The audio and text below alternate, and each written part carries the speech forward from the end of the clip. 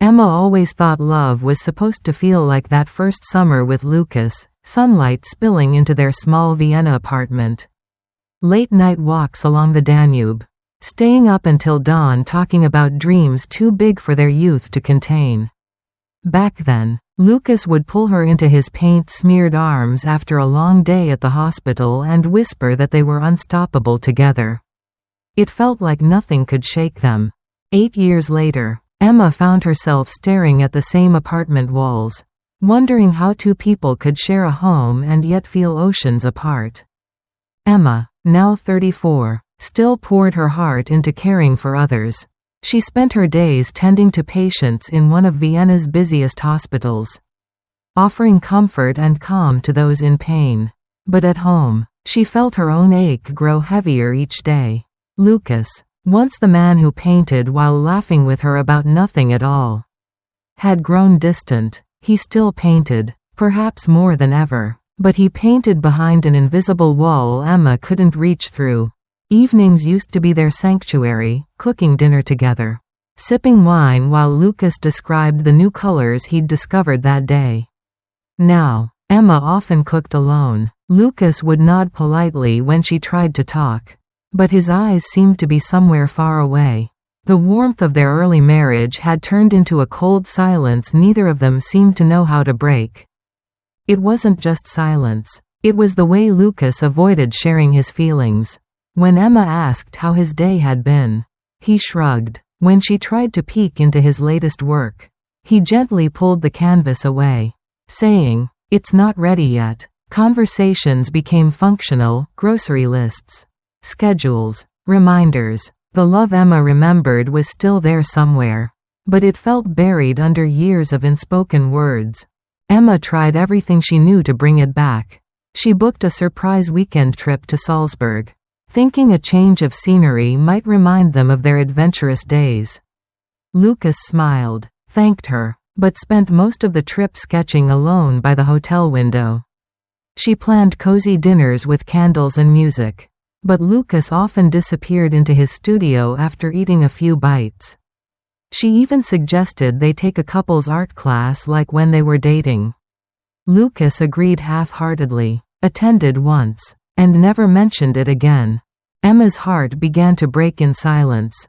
She questioned herself. Maybe I'm not enough for him anymore. Maybe I'm holding on to something that's already gone.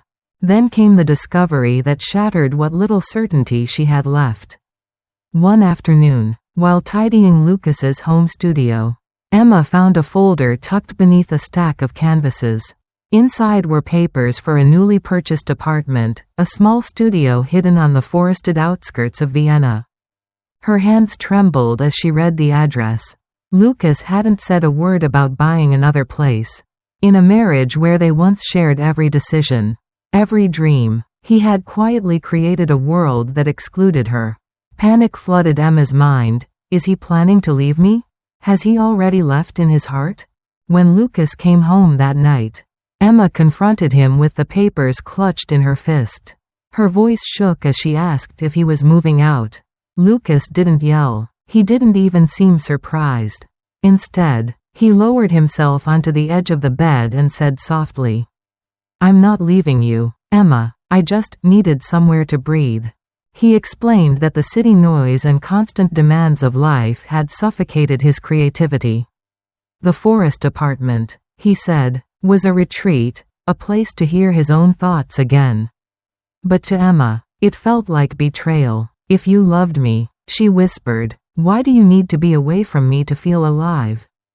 The question hung between them like a final verdict. Lukas had no answer. They slept apart that night, both wondering if divorce was now inevitable. Days turned into weeks. Emma moved through her hospital shifts on autopilot, her once bright spirit dulled by loneliness. Lukas buried himself in painting but couldn't ignore the guilt gnawing at him. He had wanted space, not distance, yet somehow he had created both. It was Emma who suggested counseling. She wasn't sure why, maybe a desperate attempt to save what they had. Or maybe just a need for someone else to witness their unraveling. She expected Lukas to refuse. To her surprise, He said yes immediately. Deep down, he was just as afraid of losing her as she was of losing him. The therapist's office was warm, lined with bookshelves and soft chairs. They sat on opposite ends of a small couch, hands folded, not touching. The therapist listened as Emma poured out her feelings of abandonment. How Lukas's silence had made her feel invisible for years. Lukas admitted he had no idea how to explain his need for solitude without making Emma feel unwanted. The therapist said something neither had considered. Their marriage wasn't suffering because they didn't love each other. It was suffering because they had never learned how to navigate their different needs. Emma experienced love through shared time and words. Lukas experienced it through trust and space. Both were valid, but they had let misunderstanding build walls between them. If they didn't act, the therapist warned, they might end up in what's called emotional divorce, legally married but living as strangers in separate hearts. Healing didn't happen overnight. Therapy began with simple but uncomfortable exercises. One session was dedicated entirely to listening, truly listening, without interrupting or defending. Lukas had to sit quietly while Emma described years of loneliness, hearing for the first time how much his silence had hurt her. Emma had to listen while Lukas described how he felt trapped, unable to think or create when surrounded by constant noise. For the first time in years, they truly saw each other's pain.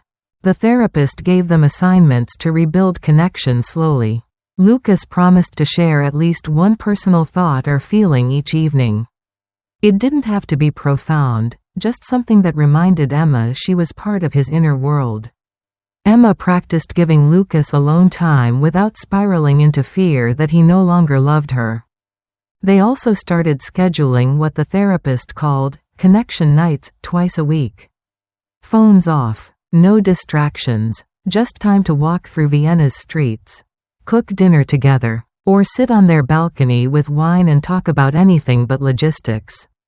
These evenings felt awkward at first. Conversation stumbled like a forgotten language, but gradually, it began to flow again. One weekend, Lukas invited Emma to his forest studio for the first time. Nervous but hopeful, she agreed. The place was small but filled with light. Windows overlooking whispering trees. A half-finished painting rested on an easel. Vibrant yet raw. Lukas admitted he hadn't painted this freely in years. Emma brought a book and settled into a cozy chair by the window while Lukas painted.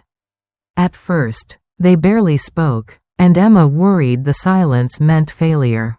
But as the hours passed, she felt something unexpected, peace. Watching Lukas work, seeing him in his element, reminded her of why she had fallen in love with him.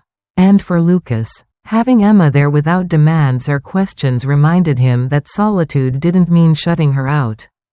That night, driving back to Vienna, Lukas reached for her hand. "I want this to be our place," he said, "not a hiding spot, a part of our story." Emma squeezed his hand back. For the first time in years, hope bloomed between them. Months passed, and with therapy's guidance, their marriage slowly transformed. Lukas learned that sharing small glimpses of his inner life made Emma feel secure. A simple, "I missed you today," or "this painting reminds me of us," bridged gaps that silence had carved. Emma discovered that honoring Lukas's need for solitude didn't mean losing him. It meant trusting him enough to stand beside him without fear. The studio apartment, once a symbol of abandonment, became a sanctuary for both. Emma would often join Lukas there on weekends. She'd read while he painted, sometimes napping as the smell of oil paint filled the room. Lukas started placing an extra chair near his easel so they could sit and watch the forest sunsets together.